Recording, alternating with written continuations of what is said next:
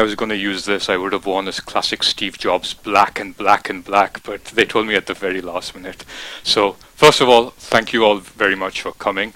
Good afternoon, and I look forward to, and I hope all of you are looking forward to an exciting day and a half of very exciting talks and hopefully very enlightening. On behalf of the LBRN, I'd like to welcome everybody. I know some of you have come from quite afar, and I know some of you had problems registering. We reached the capacity of our room quite early on. And for those of you who might be hearing us on the access grid and could not come in person because we had to say no, sincerest apologies, and hopefully we'll have more space next time, or a less interesting program, so there'll be less exciting, less people to wanting to come. Well, I'm going to just take 20 minutes and try to convey two things. First is, in the first 7 or 8 minutes, just give you an overview of the Computational Biology Core, the BB Core. And the purpose of that is we are a state resource throughout the state, and a lot of people in the state, a lot of researchers in the state do not know the kind of capabilities, services, and facilities that we can provide to further your computational research. And so I'd just like to give a very quick overview. The rest of tomorrow is really in-depth details about what kind of services, capabilities, and infrastructure we can help you with. And so there'll be a lot of that, but I just want to give you a quick preview of that. But the next 10 to 12 minutes of my 20-odd minutes is to try to motivate the theme of this workshop, and that is, it is no longer going to be possible to do biology the way we used to do it, i.e. we have to think of biology at scale. The problem sizes that are hitting us are just so large that business as usual is not an option. Again, the talks later this afternoon, the motivating talks, will highlight this in far greater detail, but I just want to show you some very quick glimpses of how here locally within Louisiana we've been doing some things to address this issue of scale, biology at scale, and try to show you some real interesting and serious impact we've had globally in that, and hopefully much more to come. Okay, so the first phase, which is really quickly introducing the BB Core, really two subcores. The first is what we unofficially call the CCS, the Cyber Infrastructure and Computational Services, and the second is Informatics, Data Mining, and Statistical Consulting. I'll just talk about the second subcore first. I see Marian here, I see Sumit, I don't see Sumit, and so Marian and Sumit in a way co-lead the subcore, and I'm sure they will talk about this in greater detail, but as the name suggests, if you have data mining problems, visualization problems, or if you have need to really work with a scientist who may have expertise in a specific domain which you don't have, and you'd like to contract 3 months or 6 months of this specialist's time, this is the place to come. Come to us. I'll obviously have names, contacts, and everything up there. Come to us, and we will try to do this matchmaking and brokering for you. Marianne's going to talk about a lot of specific problems. Hopefully that'll give you a better idea. But I just want to quickly kind of lay out some of the high-level areas that we've been working in. Obviously some array design, microarray analysis. And some of you saw this tutorial this morning, this Mathematica tutorial. I hear it was very well attended, had both great numbers, great impact, lots of interesting questions. So it's this kind of, if you will, interfacing to the experts that this core, the subcore, can really help you with. So there's the service component, then there's the research-driven software development. Software development is, as is best said, software should never actually be developed where possible. It should be reused, right? We appreciate the complexity of software development, but at times it's inevitable. You need to develop software from scratch. If your groups do not have that inherent capability, come to us. We have a mechanism by which we can help and support that. Okay, and obviously education, outreach, and training, this is one simple example. Tomorrow is a much greater, more detailed example, is integral to the entire core's functionality. Right? Some examples of tools that have been developed over the course of the past few years. Again, you'll see a lot of this during the course of tomorrow, so I'm not going to spend time here. But just tells you the broad gamut and spectrum that our core covers and the kind of capabilities, both in terms of the specific areas as well as the tools. What I want to do in the next some minutes is to focus on the CCS, because that's where a lot of the activity that I personally have been pushing forward lies. And in a nutshell, it's all about cyber infrastructure. It's all about high performance and distributed computing, and how we can use and leverage existing capabilities to further our science in ways that would not be possible otherwise. And so, if you will, there's the physical infrastructure layer. And once again, I'll start off with the access grid, a snapshot from this morning, where you see Justin presenting the Mathematica. And John, who's there? John, will you raise your hand to introduce yourself to everybody? John's really our access grid guru. I mean, he runs one of the most sophisticated access grid systems anywhere in the world. And as my next slide shows you, one of the most heavily used, and if this is a connectivity graph of the kind of groups and the connections that have been made, this is an integral part of our communication infrastructure, and it's being used at this moment as well. So traveling is good, but at times not possible. Access grid and the facilities that John operate is just one of the many different capabilities that the core offers. But then let's get down to the computing, where the science is done. Some of you have heard of the Terra grid. This is the US National Cyber Infrastructure, a close to $400 million NSF-funded project. And what you'll see here is we are one of the sites on Terra grid. So LONI is the broader Louisiana Optical Network initiative, and we joined way back in 2006 and 2007. So we provide a bridging capability between resources here on LSU campus, resources on LONI, which, at least when this logo was made, was the world's most powerful academic supercomputer, but unfortunately, thanks to Moore's law, is no longer the case, and there are several more powerful distributed supercomputers available to the academic community. So we bridge campus, LONI, and we provide an integrated service to this broader, larger, bigger national cyber infrastructure. And I should say not only this, but also to the international grid efforts like the European grid and the other projects like DISA, right? So we can help you take your applications to scales that are unprecedented. The combined number of cores on this system together is getting close to 1 million. Right? And these are dedicated, not cycle stealing, but really serious computing. Okay. I'm going to come back to this integration and scaling are going to be the two themes of the last 10 minutes of my presentation. But I stand here taking all the credit, waiting for the blame, but the people who are here are the people who do such a good job, I've not had any blame to take. And I'm complaining, right? So, Hillary, who unfortunately couldn't be here, Urska, who's not here either, Marian, if you want to introduce yourself, you hear more. We have Juhyun Kim. Where's Juhyun? I saw him a few seconds ago. He's hiding there. An immense asset to the group. Pradeep will be here. I think they're running a bit late. Sharath, who is one of the recent members of the group and has been doing a lot of the development, which you'll see. The point is obviously to give them all the credit, but also it is to try to convey to you that these are the people, these are the faces to the names and the resources. And John, who was there a second ago, but you've already seen him. Okay, so the theme, as some of you will have read, of this workshop is high throughput simulations and analytics. Why did we choose this theme? Well, I kind of gave you a preview that biology needs to operate at scale, and business as usual is not an option, right? So let me try to go a step ahead and use a chart that I used in my scientific computing class last semester. And actually, I can see Ashley smiling because she got this homework assignment. And all I do here is say, look at the trend, look at the y-axis, which is, as you can see, a log scale. And this is really capacity, if you will. And this is, if you will, so this is the cost per millions of dollars of DNA base. And this is the timeline. And what I'm really just trying to show you here is that this is the rate at which computing, thanks to Moore's law, has improved. So the cost of computing comes down, i.e. for the same fixed dollar amount, you get way much more.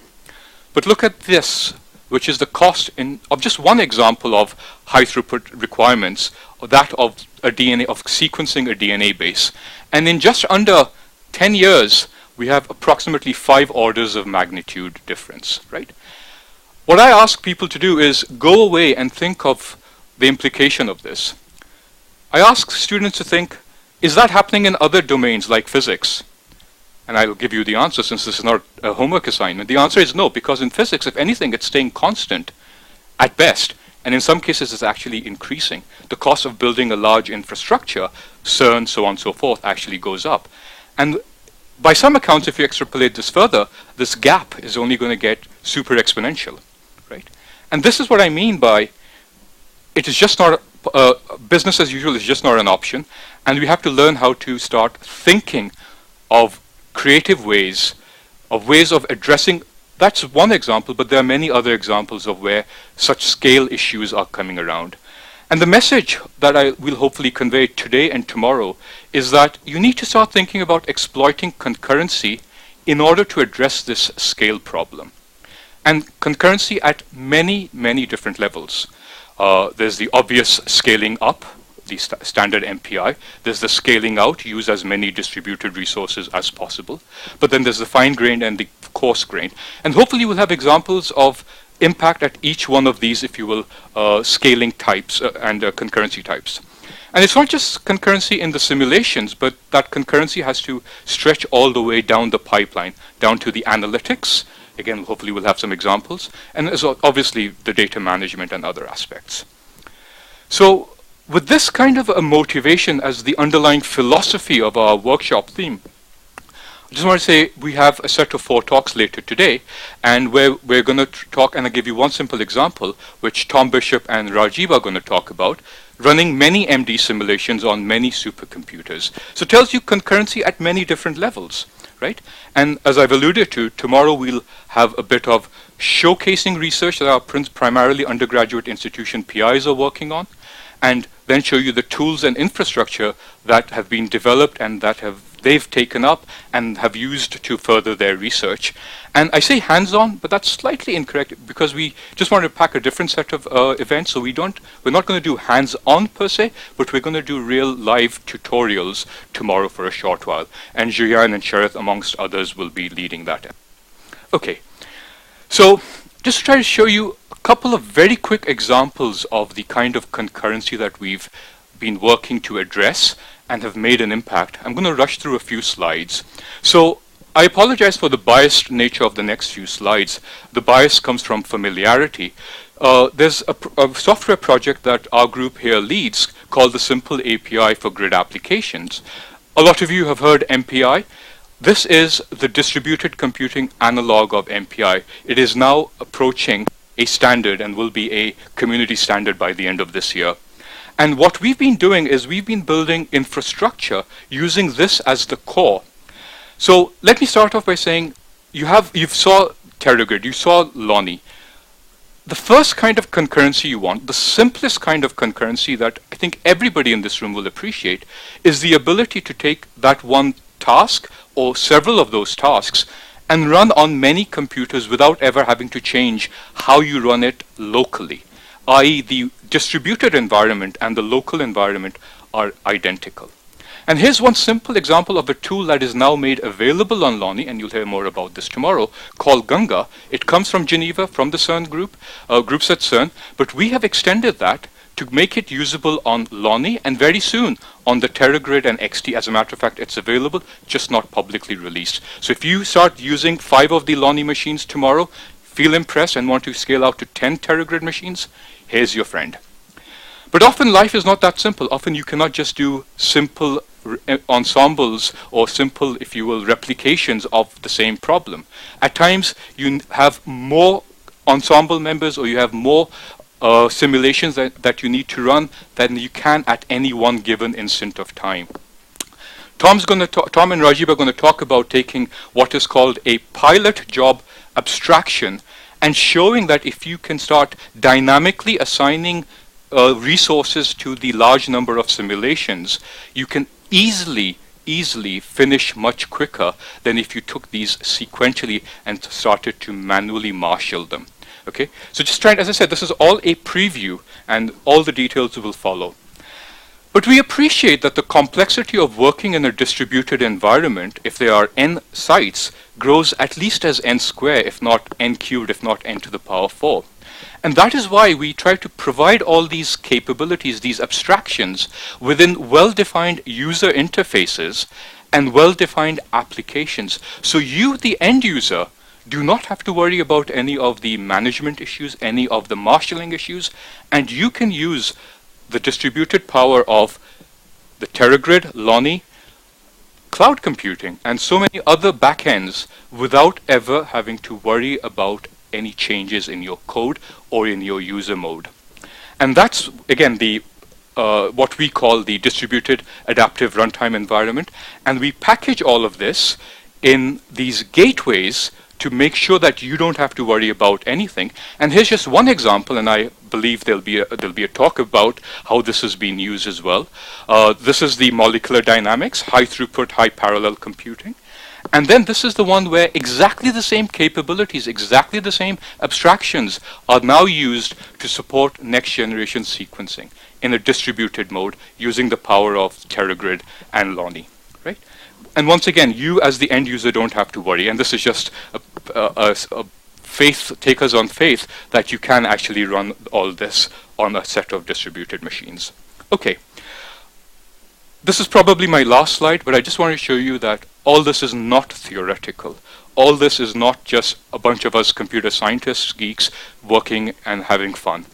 We're trying to make impact. We're trying to really do things which enable you to operate at scales, conceptually think about problems in ways you could not have thought earlier. The tools and the abstractions I showed you have been used to run 256 of these replicas in Replica Exchange mode. I won't talk more about that right now, and have been used to run on, in this case it's just one machine, but many other machines. And what we're looking at here is a 16-core or 32-core individual replica. So we're talking about marshalling 4,000 to 8,000 cores for a Replica Exchange simulation. And it's difficult to validate, but having talked to many people in the community, this still remains the largest Replica Exchange simulation ever. And if there are people who could correct me, I'd be pleased to be corrected, and obviously give us a new benchmark to go forward, and I can give Abhinav, my graduate student, more sleepless nights for the barrier to beat, right? So please do give me some numbers. But I just want to say, this is not theory. The time is ripe. The time is now. And you need to think about ways in which you can fundamentally start a new relationship with the infrastructure, and the abstractions for that are available. Okay, and here's some more on the data and analytics side. So, very close to my 20-minute limit. We're going to have these motivating talks, as I alluded to, and you know about day 2. But first and foremost, I have the distinct pleasure and honor of introducing our keynote speaker, Surjit, who's come to us all the way from Vancouver. Surjit has a very distinguished track record, a track record that a lot of us are envious of. Surjit did his PhD from IIT Delhi back in 1999, thank you, and then went on to do a postdoc with Chris Schipo and did a lot of free energy, not only calculations, but software development. And yesterday, when I was talking to him, I learned that I probably used some of his code when I was a research fellow back in London in 2004. So thank you, Surjit. And I hope at some stage we can make you use some of our code. So, and Surjit then went on to Wesleyan, and where he was with Beverage for 5 years, and some of you are familiar with the ABC consortium, and he tells me he was a driver of that very important consortium. But then Surjit saw the light, and then transferred away from academia into doing real stuff for real people with real products, and then went on to become employee number 7 at Zymeworks, which many of you who are on computational chemistry lists will have heard about, an upcoming startup company in beautiful Vancouver. And today, Surjit is going to tell us about some of his work that he's been doing at Zymeworks and before. With that, Surjit, over to you.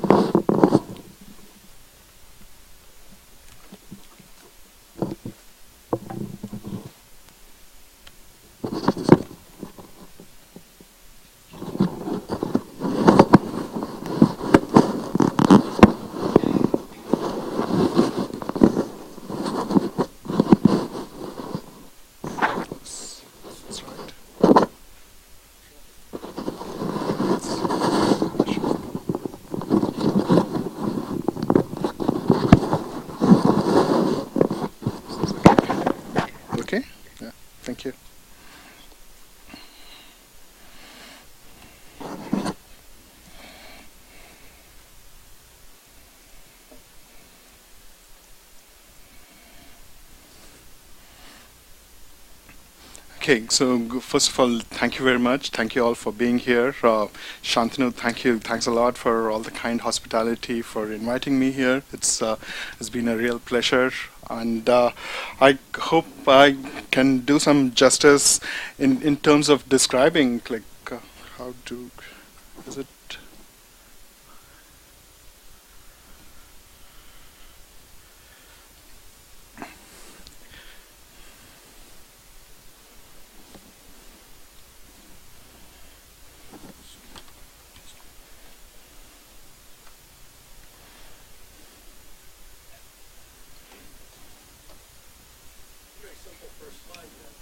It's a good abstraction.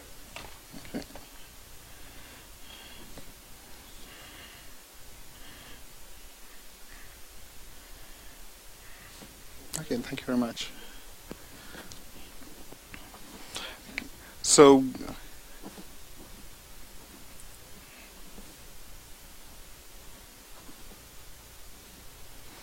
okay, so yeah, the title of my talk is Computational Technologies for Protein Therapeutics Optimization. And as Shantanu just mentioned, I was involved, my interests have always been around doing free energy simulations and determining, developing methods to estimate binding free energies for, in particular, protein, DNA, macromolecular complexes. And so along those lines, I was fortunate enough to gain some experience doing molecular dynamic simulations. I have been involved with Tom here in the ABC project, where we did a lot of DNA simulations, and then I decided to move on to Zymeworks, where our goal is to actually put together. So there's a lot of people working very hard, very intelligent, developing ways to understand proteins and develop these simulation techniques. And so the next step forward for me seemed like figuring out how could we actually put all these technologies to use in a real life problem, which often is protein therapeutics. Like when you're talking of the pharmaceutical industry. So to do that, what we first of all come to realize is the solutions come from a multidisciplinary approach. So it's not just computational chemists developing some algorithms for molecular modeling and simulation, but you also need, computational chemists are often not the best programmers, so you need to involve a software development team, as Shantenu was referring to, with what they're doing here at LBRN. So in terms of providing services for software development, so what we see at Zymeworks is a need to integrate, so integrate the efforts of software engineers, so that what we develop, the platform that we develop for protein engineering is modular, it's scalable, and it's user friendly. And on the other side, we actually realize that from purely the science perspective, what you also need is people who have experience with protein structures and protein biophysics. So that's why we have a team of structural biologists who involved and who do not have any direct attachment to the algorithms per se, but their interest is more towards making sure that these algorithms are applicable to the problems in protein engineering that's of interest to them. And then finally, we also need a high performance computing team which would actually support these efforts. So internally at Zymeworks, we have a compute class, supercompute class cluster, not anywhere close to what you guys talk about in TerraGrid, but we do have a cluster of GPUs and CPUs. So as an outline, like what I would like to discuss today is provide a short background on protein therapeutics and the interests in that area, and then move on to antibodies, describe what antibodies are, like give some basic structural biology and biophysics, and the opportunities available for molecular simulation, which many of you are involved in engineering these molecules, and then get into some details of the whole protein engineering process, what is involved in structure-guided protein engineering, and how molecular modeling and simulation could play a role there. So primarily protein therapeutics, you probably, all of you are aware of small molecule therapeutics, which has been most popular in the pharmaceutical industry for until a few years ago, when the interest has moved significantly towards protein therapeutics, which are essentially the main difference being the large size. These are polymeric molecules, and they are derived from living sources. So these are proteins naturally observed. So you want to modify the proteins for the new functionality that you would like to introduce, and these are produced biotechnologically in host cell lines, and because often these proteins need to fold, and they need the right kind of environment, whether it's chaperones or the cell environment, to actually become functional. And also there's industry interest. It needs specialized manufacturing and bioprocessing needs, which is fairly complicated. And one of the interests in the pharmaceutical industry is you could also think of the fact that it's not easy to come up with generic molecules for these, and for intellectual property reasons, like, so pharmaceutical industry is often interested in these complex molecules to avoid that follow-on and generics, although there's a strong effort even in the area of protein therapeutics to design follow-ons. And the reason these are interesting, is because they are highly efficacious. So for one, they are natural molecules involved in biological mechanisms, so you can make use of those mechanisms, and as well as these being large proteins, the interactions, the selectivity and the specificity that can be achieved with these molecules is far greater than small molecules, and they have good half-life, so you can have significantly less dosing. Like some of these drugs, the aim would be to have a dosage once in 3 months. Right now, many of these drugs get dosed once a month, but you can actually, as I'll tell you, you can push it to up to 3 months. And then they also address a lot of areas that need drugs, like highly unmet target areas, which like cancer and inflammation, like arthritis and various genetic disorders. It also comes with its own problems, like immunogenicity and the way it's often delivered by IV, which I'll not get into. And then there's a high cost in terms of manufacturing, and also there's the area that is of interest to us is the complexity coming from its biophysical properties, which is something where the area of molecular modeling and simulation can provide some input and take things forward. To cut a long story about the market interest in protein therapeutics, like it's still, compared to small molecules, it's a small market, like 10 billion compared to, say, a Lipitor-like molecule, which by itself has like 100 billion for protein therapeutics compared to 10 billion for Lipitor. But this is growing substantially fast, protein therapeutics at a rate of 20 to 25% compared to small molecules, which are growing around 8 to 9% is the growth rate there. So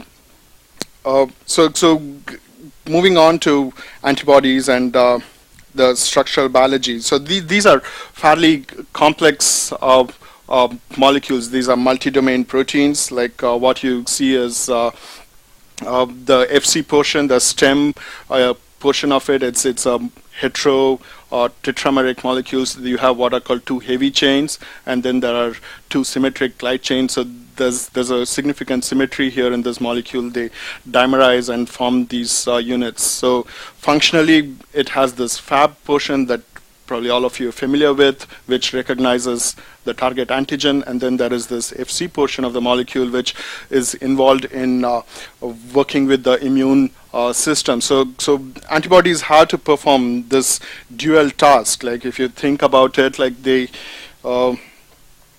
have to first of all recognize the antigen molecules, and then they also have to the value of these molecules come from the fact that they also at the same time are able to interact with various species on so various receptor molecules on the immune cells, and communicate the information that they are seeing something foreign, and they would like some immune response to happen against that foreign entity in the living being. So the opportunities we have here in terms of computation, these are very large molecules. You are looking at protein-protein complexes, so there's a lot of detail.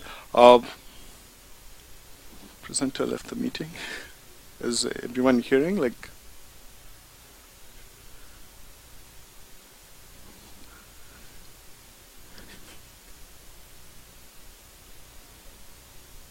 it's okay? Okay. Yeah, so they do interact with the immune cells and convey this communication. So if you, what I am showing in a very representative manner here is a few types of interactions these antibody molecules are able to undergo.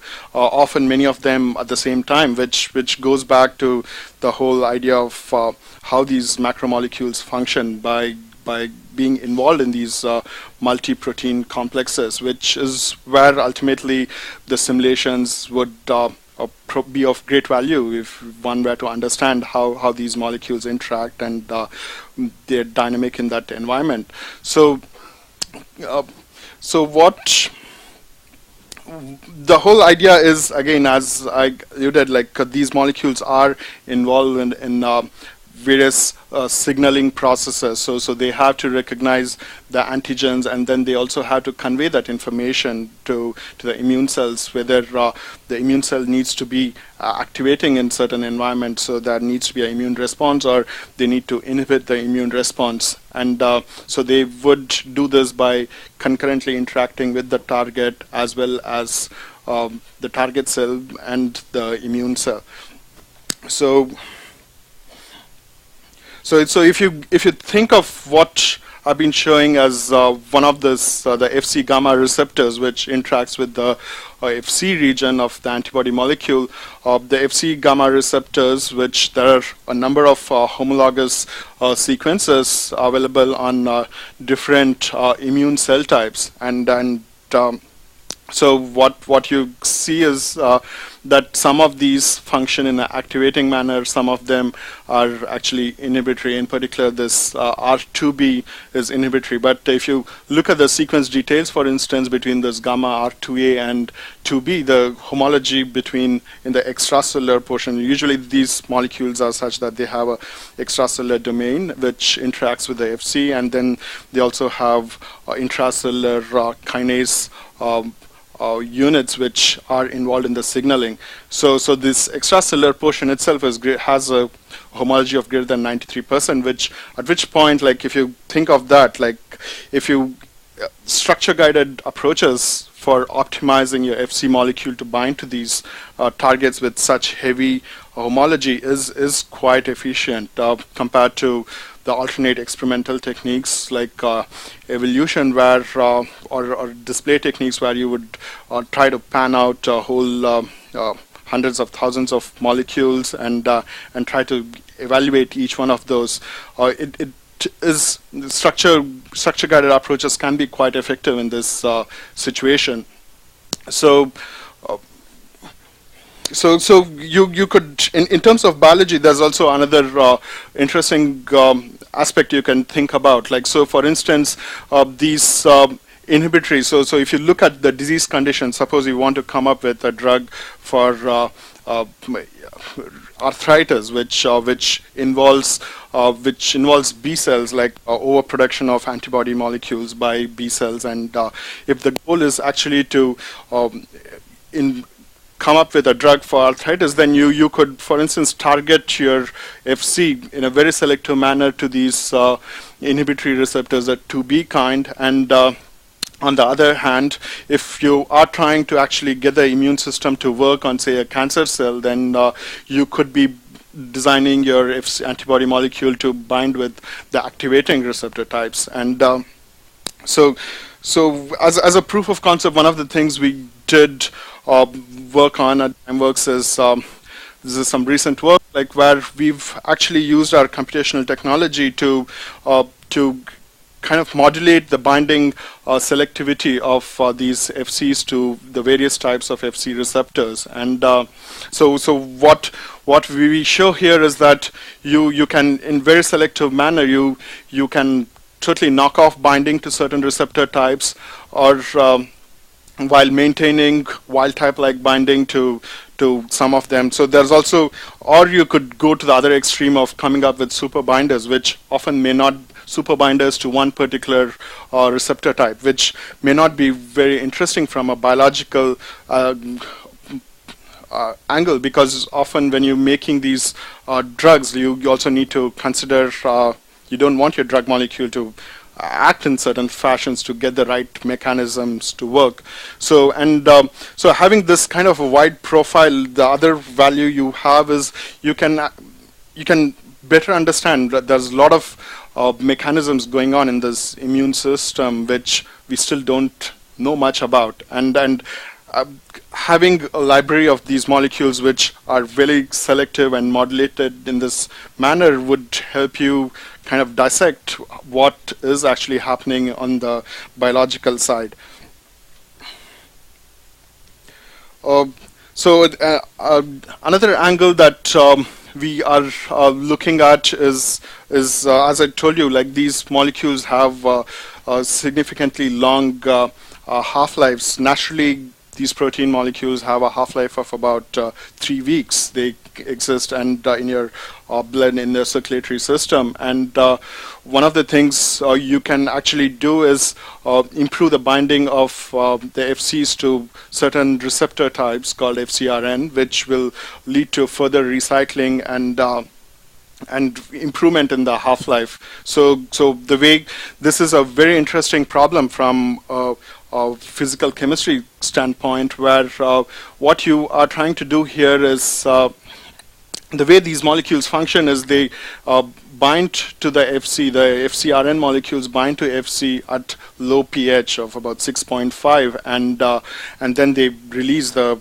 protein complex. Protein complex dissociates at pH 7.0, and in this process, it actually, this FcRn is able to prevent this the degradation of the antibody molecules, and it's been shown that you can actually improve the half-life beyond these 3 weeks for these molecules, which again translates in terms of druggable property. It means less dosage and hence better quality of drug. So there again, it's again a problem in physical chemistry, which is quite involved. You want to modulate the binding of this protein complex in a very pH dependent manner. Okay, and the third angle, as I described earlier, so you have these antibody molecules which are recognizing antigens. So there's the FC portion, which I was talking about all along. There's also the Fab region, which recognizes antigen molecules. And this being symmetric, you have, so the antibody molecule is able to recognize 2 copies of a particular antigen or the target at the same time. So you can actually now get into various modeling approaches where you can plan if you can actually make, instead of making these homodimeric systems, complexes that the antibody naturally forms, you can actually try to see if you can design these antibodies such that they form heterodimers. So wherein if you make mutations in the heavy chain of the antibody such that these would not form homodimers. So if there's a mutation X on this chain A and a mutation Y on chain B, you would never get a XX or YY complex, but you would actually form only a XY. So that's actually a negative design, which again your modeling and simulation techniques are very conducive to address. Then you actually can start thinking of molecules which have bispecificity, so where the two arms now can no longer needs to bind to the same target the way natural antibodies are designed.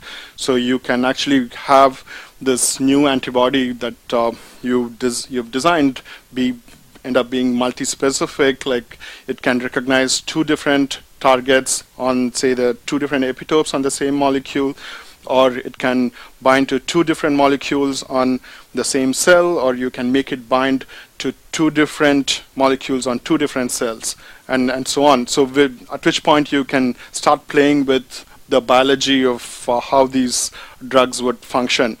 Again, these are fairly, so the value of simulation and computational technology comes in when you're trying to design these heterodimers, when you're actually trying to evaluate, like, what is, for instance, this antibody and the Fab arms are connected by the linker region. So what is the extent of conformational sampling? Like this distance, the separation between the two targets can be up to 150 angstroms apart. So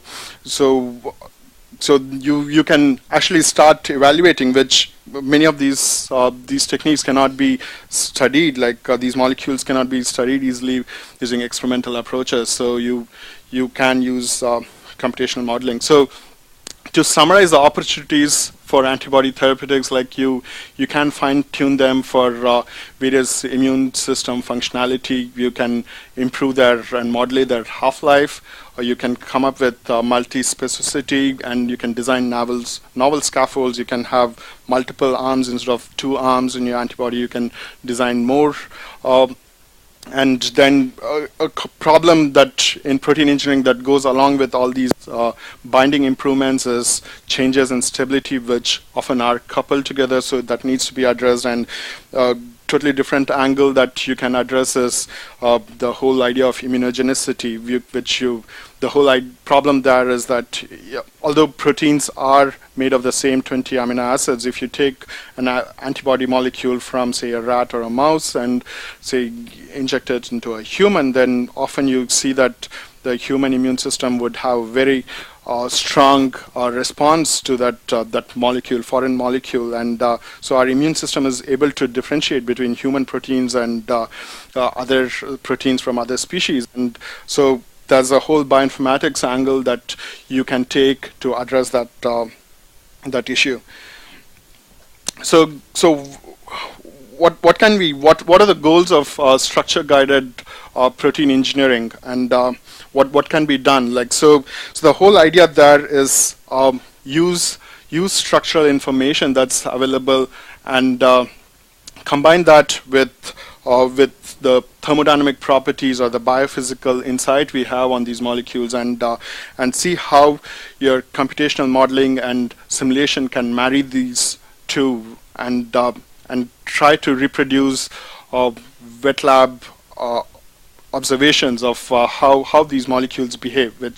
And so that being said, like so the way to actually marry structure and thermodynamics would mean we need to appreciate the fact that proteins are not static molecules. These are very dynamic entities, and it's that the dynamics and the free energy surface on which the molecule's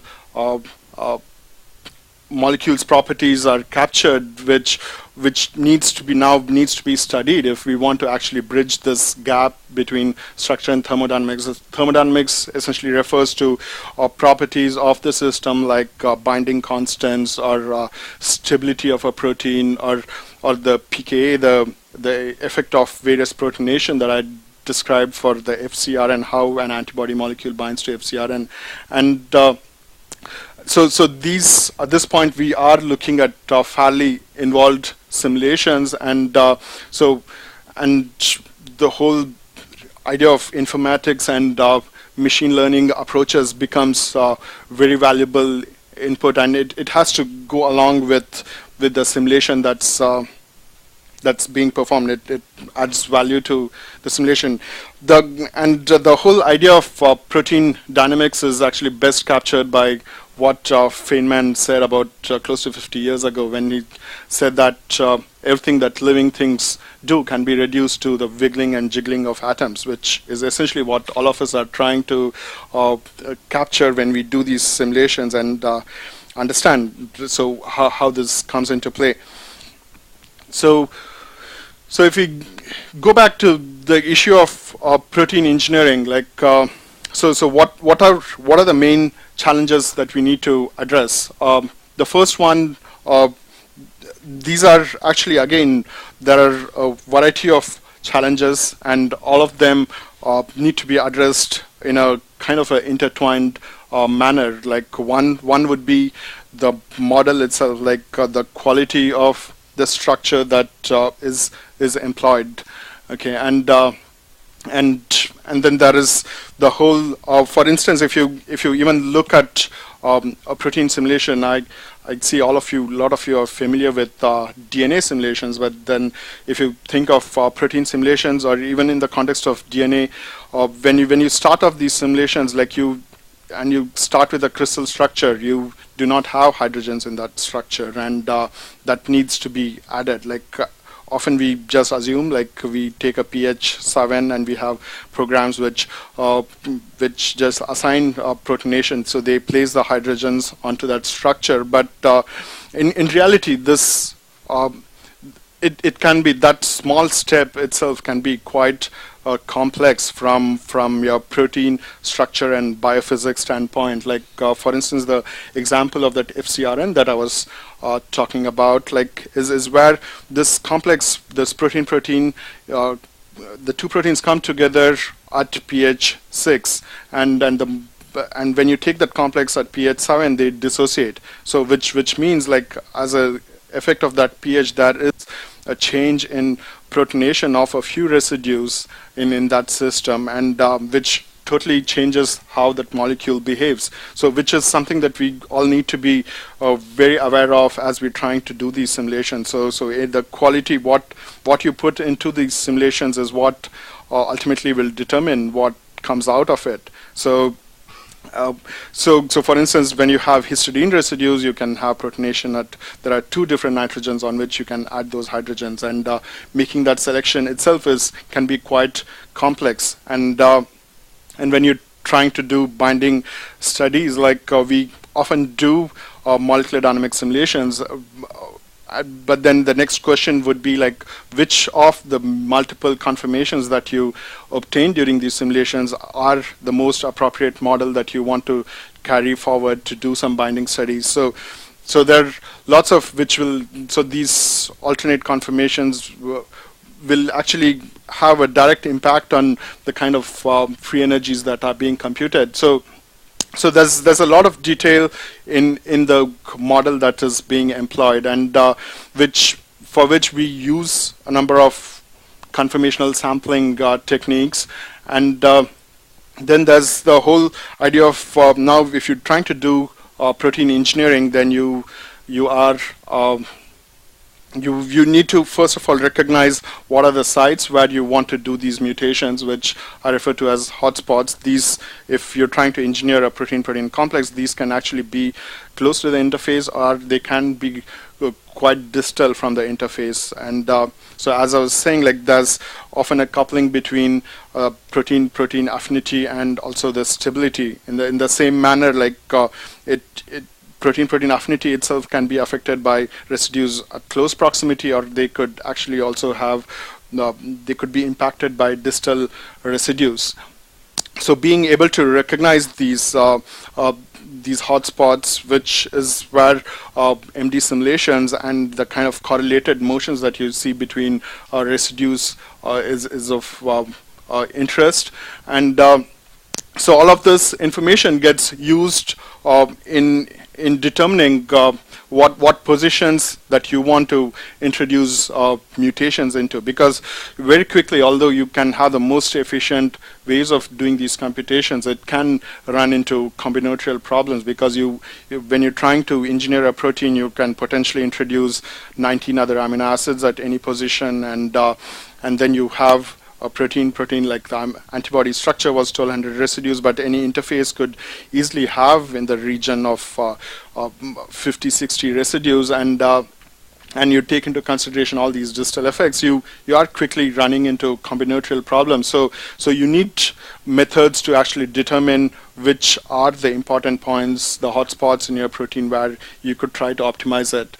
And once that is determined, you need methods to actually introduce those mutations and now capture a realistic model, obtain a realistic model for those mutant proteins.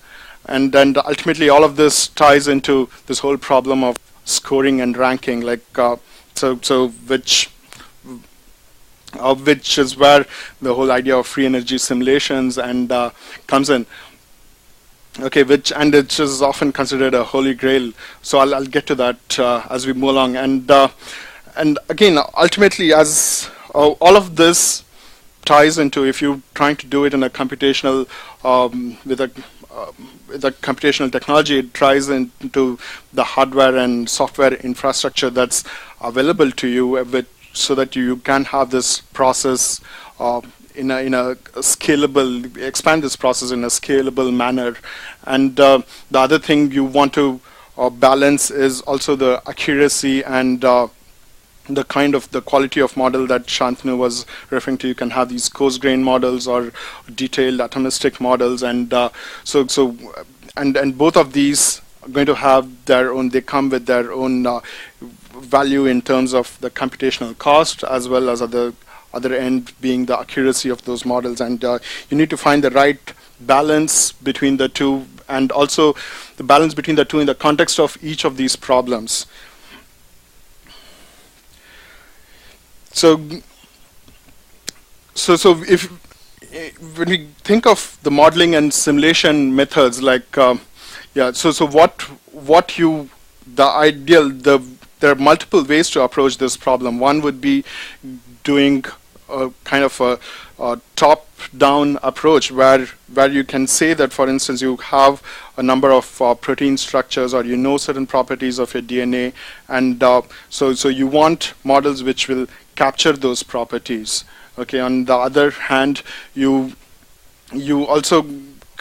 can start off with these ab initio or detailed models, which function. We know ab initio methods can be quite accurate, and but they work on only small molecules, and so you can come up with parameters, which is traditionally how various force fields work. You can develop parameters based on these ab initio techniques on small molecules, and see how well that performs when gets used in the context of these macromolecules.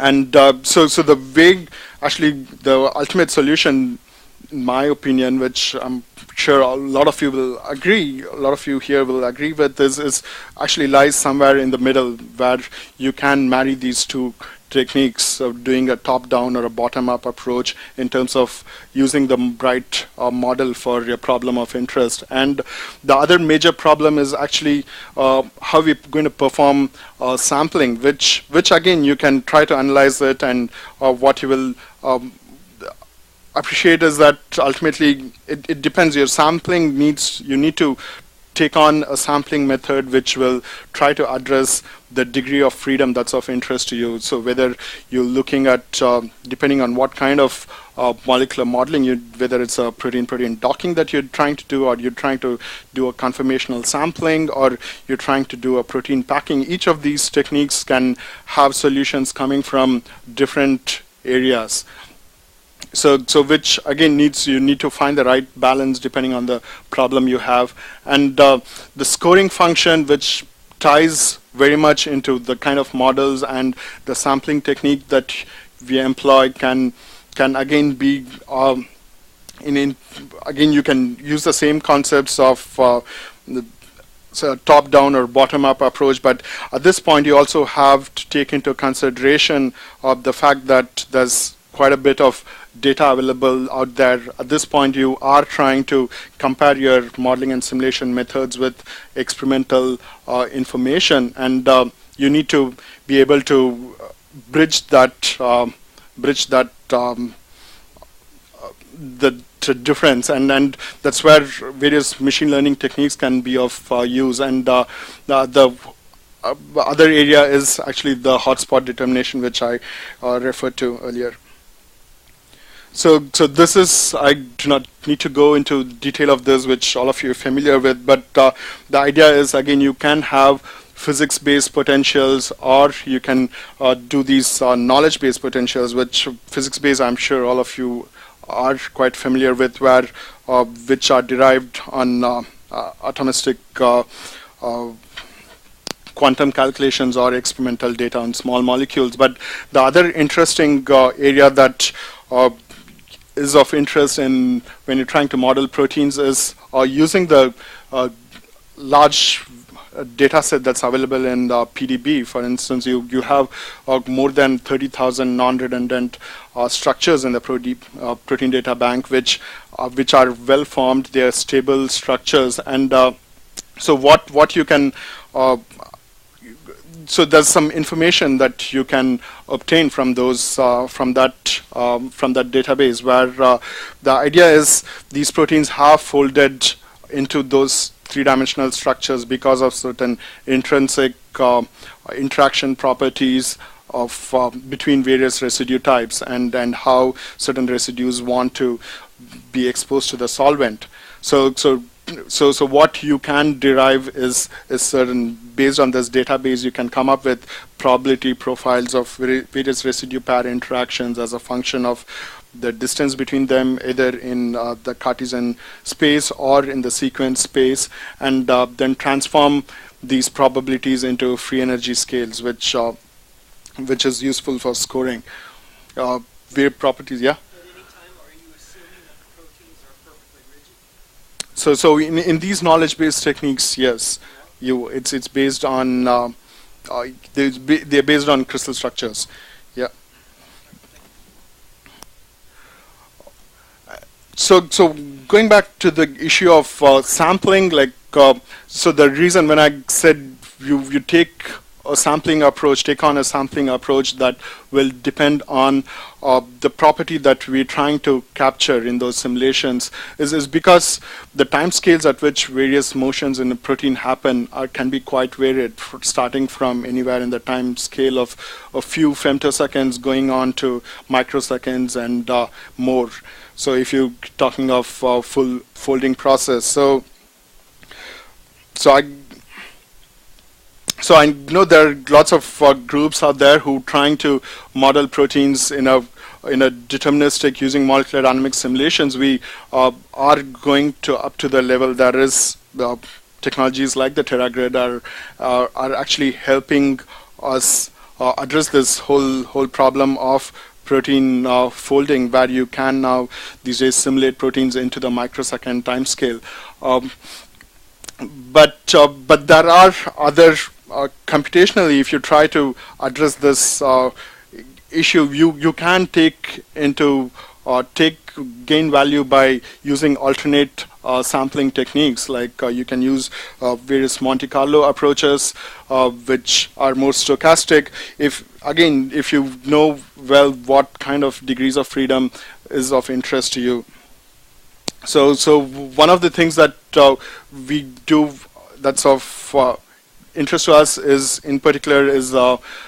how proteins would repack, for instance, when you introduce mutations. And in that particular case, as I said, when you are trying to sample many tens of thousands of mutations, you do not want to actually consider full-fledged molecular dynamics simulations, and then in that particular problem, methods that, for instance, rely on torsion angle sampling approaches can be quite interesting, where your moves are not on the Cartesian coordinates of atoms, but what you're trying to look at is the various dihedral angles in your side chain or in the backbone, and use Monte Carlo techniques to actually sample those. And the whole protein interaction binding energy prediction problem is kind of, as I said, it's the holy grail for molecular simulations. And so you can use quite expensive, computationally expensive free energy simulation techniques, which work very well for small molecules. But the moment you're talking of large protein-protein complexes, which are involved in multiple conformational states, and so the binding process can be associated with these large conformational changes, then often the free energy simulation techniques need to be could become very expensive. Okay, and so that's where you can start thinking of various energy components, go back to the basic fundamental biophysics, and evaluate like what are the kind of physical mechanisms which lead to these complexation process, which you can think of both in terms of the free energy being enthalpic and having enthalpic and entropic components. You can break down the kinds of interactions that are happening, or the kind of solvation effects that come into play, which could have entropic as well as enthalpic contributions. You can try to capture these using various properties like surface area changes, differences in contact density, hydrogen bonds, knowledge-based methods, and having information about alternate conformations, which again feeds into an entropic aspect of the protein-protein complex. And so once you start listing all of these techniques, like which in reality we know from basic biophysics that all of these contribute to the binding free energy, then but when we do not know to what extent they contribute, that's where machine learning techniques become quite useful. And so we've been playing with regression techniques and various classification techniques, which are moving forward in getting better predictors for binding energy. So in terms of, we're trying to summarize what the ultimate take-home message would be. Like the problem we're trying to address here in terms of protein engineering clearly needs, first of all, a multidisciplinary approach. It needs multiple methods, even in the context of protein modeling, to be taken into consideration to address all the factors that we know about these molecules. And ultimately, there is this important factor, which is about maintaining quality in the models and the simulations, which comes from bridging between known experimental data and the models that we work with, and also once this has been established, going into the domain of modeling and simulation to find new information that can be achieved, and which again requires a number of approaches. And what is again central to all of these is, for instance, comes down to the basic informatics, which is the one of the main target areas of interest here, which is how would you manage a workflow which needs so many distinct components to fall in place, okay, and which often, depending on certain, for instance, if you're working with, say, protein DNA interaction, then you would have to take into consideration certain particular effects, for instance, ionic effects, become very important, which may not be as important for certain kinds of protein-protein complexes, and so on. So there's a lot of detail depending on the model and the system that's of interest, which would mean the workflow and the techniques that are being employed could often need a change. So that's, and when the whole procedure is significantly data intensive, then that workflow management is an important tool to have that goes along with everything else that you have, and also the whole idea of having extensible file formats, which again can help you help communicate between the various tools and techniques that you're employing, is again an important factor, which is something that Shantenu and the rest of you are addressing here. Okay, thank you very much.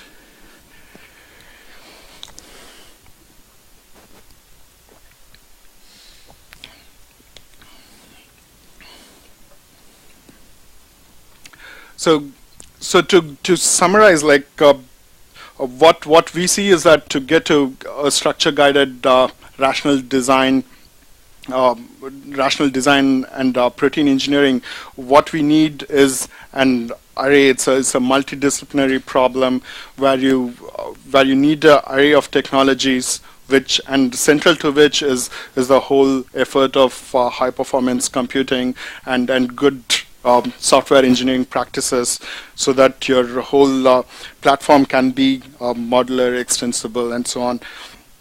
So, and finally, I would like to acknowledge my team at Zymeworks.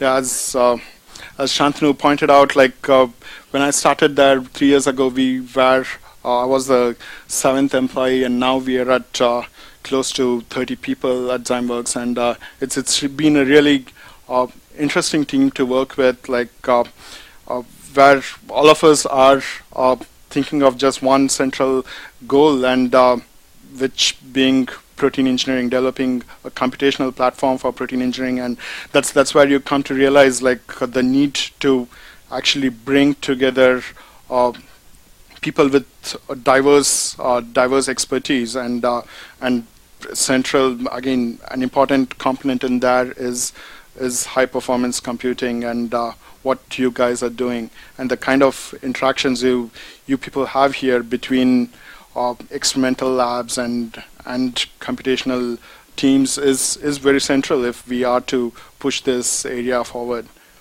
Thank you. I'm glad to answer any questions, and yeah, thank you.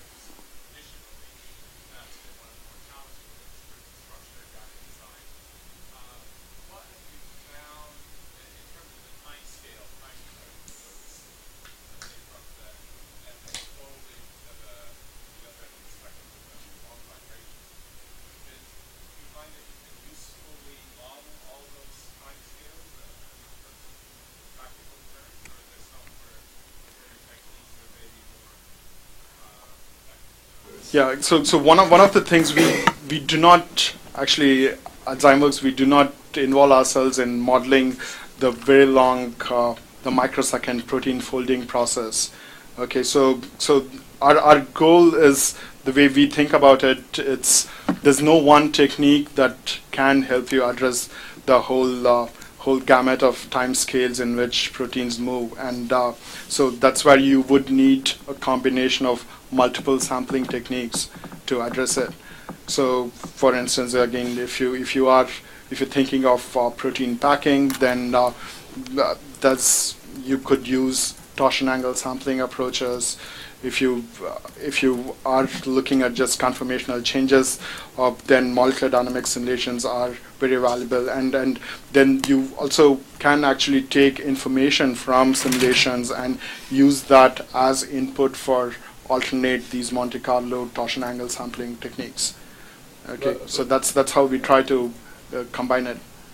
But in practical terms, the utility of simulating these different dynamics is sort of has two questions to it. One is how effectively you can simulate them or predict them, and the other is how useful are those predictions for your design. And I was just wondering, in terms of your experience, if there's a particular type of dynamics that you found to be particularly useful.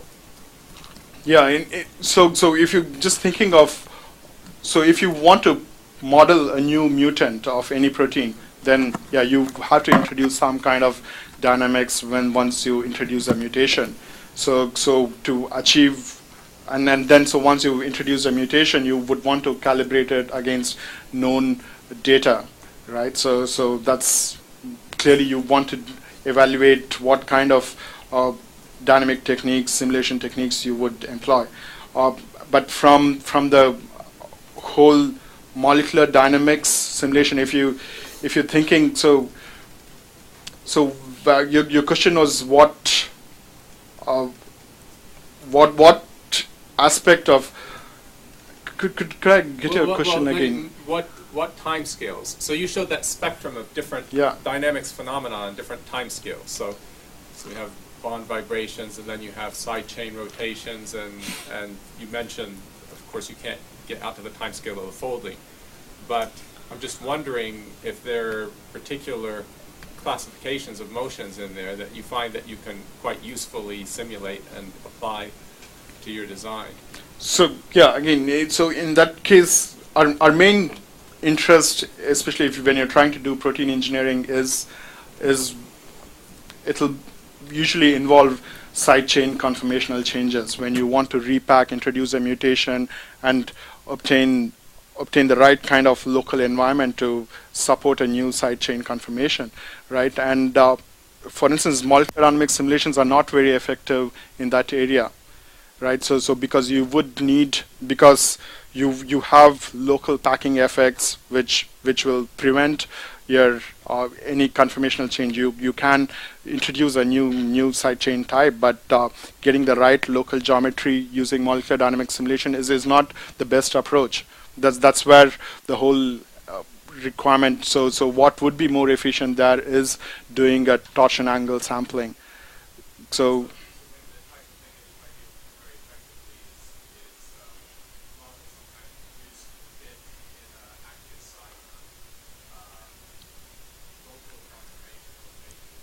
yes, and again, yeah, it depends on what the questions that we are trying to ask, right? So again, the way I would think of it is like when you have a problem at hand, a biological problem at hand, you need to evaluate what are, from a very high level, you want to evaluate what are the kind of conformational changes that this particular problem is involved in, like, and then go back to your simulation techniques, pick the correct kind of, if you have a large enough toolbox which captures various types of conformational changes in that system, then you can actually use that right kind of tool. So you, first of all, you need to have the tool, and you need to have the understanding of what tool to employ in what kind of situation.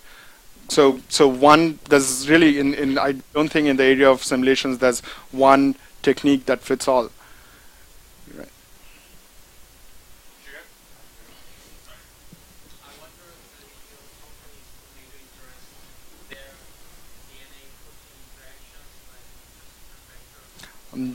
No, that's something that's dear to heart to me, but not at Zymeworks.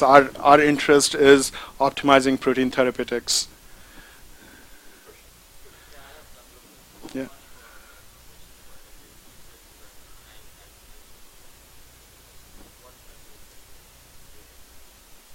So again, the problem would be you have, let's say, I have a wild type antibody. When I describe the FC gamma R interaction, right? There is these. If I go back to that slide.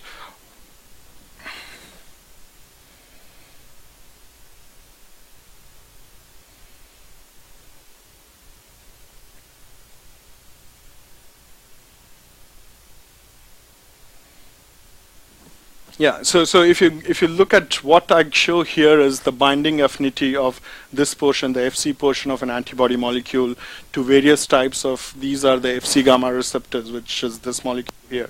Okay, there are a number of these. Okay, and the FC is able to bind. So what you would see here is, it's roughly, for instance, it binds with about equal micromolar strength to all of these receptors. Okay, but then if you want to address some biological problem, right? For instance, if you have for instance, a cancer that you want your antibody drug molecule to act against a particular cancer. So the way you would go about designing these antibodies is first you take your antibody molecule, now introduce a Fab. So the antibody is, you can think of it as being a human standing with two arms stretched out. Okay, this is your torso is the Fc portion of the molecule, and these are the two arms are the Fab portion of the molecule, which is recognizing the foreign antigen, or say the cancer cell. Okay, so first you have to design the arms such that the Fab arms such that it is able to recognize the target. Okay, and then now in case, because you're acting on a cancer cell, ideally you want your immune system, once you recognize the cancer cell with your arm of the drug, you want the immune system to go attack that cancer cell, kill it. Okay, so you want the immune system in that case to be activated. Okay, so which means now you want to select some of these receptors. So this torso of the antibody, which is going to interact with these receptors, in a natural setting, they all bind about the same strength, which means there's always going to be a balance of activating and inhibiting depending on the cell type that you come up with, it interacts with. But ideally what you would like in case of a cancer is for this antibody to just interact with these activating, what I mark as activating receptors. So prevent it from binding to these inhibitors. Okay, then you would have a better immune response on that cancer cell, which will lead to its killing. On the other hand, if you think of autoimmune disease like arthritis, then in which case actually your immune system is hyperactive. Okay, so you would like to bring it down. You want to calm down your immune system, which in particular the B cells are involved in that case. Okay, and in that case what you want is change your Fc sequence, okay, such that it will preferentially bind to this molecule, the 2B type. It will not bind to the 2A and other activating receptors. Okay, so now you step back. So that is the biological problem you have at hand. Now you can go back and say, like, what is it that I need to change in this Fc molecule so that now it can preferentially bind to one of these receptors, which are quite similar. If you look at the structure, they all have the same immunoglobulin domain. Some of these receptors have greater than 93% sequence homology. Okay, so now you have to come up with come up with a Fc molecule that can still differentiate between these receptors. Okay, which means the way to go about that would be actually introducing mutations in your antibody. Okay, which means an amino acid change, which will result in how it interacts with this Fc receptor. Okay, that's how you modulate the interaction. Okay, so at some point you will, so from this natural micromolar binding to all the receptors, you can actually go to these cases where you can totally knock off binding to some of these receptors. Okay, and you have preferential binding to just one of them, or you can make it bind super strong to certain receptor types. And all of this have a biological, they can have different interest values in a biological setting when you make a drug.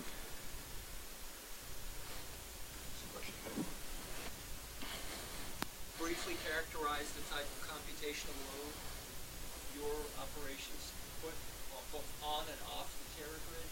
Oh, we don't use the Terra grid. We have our own a cluster of about 350 cores, okay, and we have GPU cluster about 15 cores, and yeah, and we have the normal InfiniBand interconnect, and yeah. And how much? But one thing I can tell you what we do is, I do not know, being in Canada, coming from Vancouver, I don't know if you would use TerraGrid, but what we do is when the load on our own cluster does exceed, we actually go to Amazon, the cloud from Amazon. How much of your own effort do you have to compose your own? Do you have to compose your own software infrastructure to use the cluster? I mean, have you reinvented your own wheel, basically? Yeah, so one of the things that we have worked quite a bit is I refer to this workflow management, right? So that's something that we have. what we call Zyme yeah. So this, yeah. So when we have these, as I said, like when you're trying to do those mutations, you are considering we need to do tens of thousands of mutations, which are all independent computations, and each of them are coupled with a variety of these analysis techniques and all that. So we do have approaches. We put in effort to actually come up with this workflow management systems, which starts interacting with the queuing system on our cluster, and then there's efforts to checkpoint, like when you have nodes going down, like you want to checkpoint at various steps in your workflow and take it on a different node and so on. So it's all distributed workflow. Yes, and all of that happens. The end users, as I told you earlier, showed was they're all protein engineers. They have a background. They're not even computational chemists, so their experience with clusters and supercomputers is minimal, How much if of that anything. is proprietary? So this is all something we've developed ourselves. Right, but Yeah, it's not free. It's not being distributed. Our company goal is actually not to sell these softwares that we've developed, but it's actually to use this as a platform to engineer proteins. And what we would like to sell and bring to the market is the drug that is optimized using these techniques. So I'll abuse my position and ask you a question, but I'll sort of with a comment. So you're talking about whether you could use Terra. So whereas I'm sure the answer is yes with a lot of Googlers, there's a more pertinent answer for you, Westgrid, which is based The on Canadian, yeah. And I know it just so happens that their CTO is a very good friend of mine, and they're constantly looking for companies to work with and support. So when you have these spiky, thirsty workloads, they would be more than happy. Make Yeah. sure that your confidentiality is Exactly. That's been the issue with Westgrid. Our IT team we did consider Westgrid and Amazon Cloud at some point, and what we realized was the Amazon Cloud is more conducive for managing various IP issues. Than used to you, but you're probably less secure on Amazon Cloud in the sense some of my graduate students could hack into your code that's Okay. right there because the VMs are so amenable to mismanagement Mm-hmm. than you are on the Westgrid, because at least on Westgrid, anybody with a credit card can't get there. You have a certain level of authentication to get onto Westgrid, but we can talk about that later. Okay, I'll be very interested. Yeah. So my question actually follows on from this. So this is phenomenal, right? This is very sophisticated software. This is not just software that is, let's say, web servicing, not to be disrespectful to web servicing, but this is scientific software. A lot of this is linear solvers, complex equations, so on and so forth, and you're integrating all of this. So my question is, for those of us who have to bear the cost of software development, right, personally I've been responsible for several $1 million of software development, and this is just one package, right? And you've got what seems like a software footprint, an order of magnitude larger than that. Mm-hmm. How do you manage that? I mean, how do you make the design decision as to when to develop, support the entire life cycle versus just go bite the bullet and pay $10,000? So I know there's no one simple answer, but just your Yeah, thinking and there are various things we need to consider. One is IP issues. The primary thing we always worry about is the license and the IP issues that come with a particular software, and then the other thing we have to take into consideration is the feasibility, the usability of the technique. Often, many of these computational chemistry techniques, they're good on paper, okay, and once you start implementing it and start validating it, like your opinion of that whole technique changes. So that's another aspect we have to bring into that equation, and then we also need to take into our consideration the local expertise that we have, the kind of human resources that we have, and so there are aspects which we see if we see that there are the external software which is very modular that we can build upon, and the licenses available are conducive to what we would like it to be, like then that is our first course of action. Okay, is to see how we can make use of what is available. Okay, but then there are situations like then where we end up saying no, it's something that we have to implement. We go down that path, and yeah. So in terms of software cycle, yeah, it's usually the way we start implementing. Like every new module would have a computational chemist majorly involved in developing it, okay, and evaluating its feasibility along with our protein engineers, and then at that point it goes into the hands of our software engineers who actually work on that same software to make it more modular and integrated with the existing platform. We make a release at that point, okay, and then think of enhancements and go through the whole traditional software engineering procedure. Any further questions? Great. Well, if not, let's take this off. Thanks, Surjit. Thank you very much.